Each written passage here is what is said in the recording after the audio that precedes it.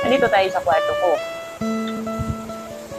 Kwarto naming mag-asawa. Maliit lang to, pero malinis. Kapi tayo.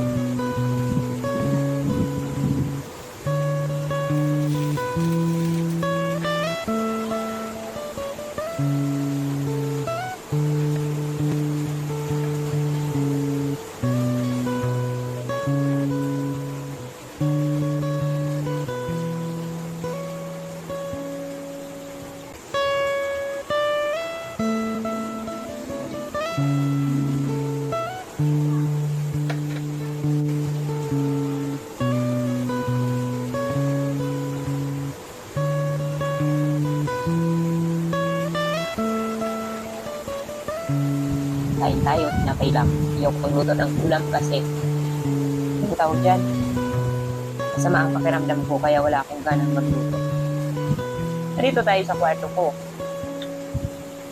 Kwarto namin mag-asawa. Maliit lang to pero malinis. Kapi tayo.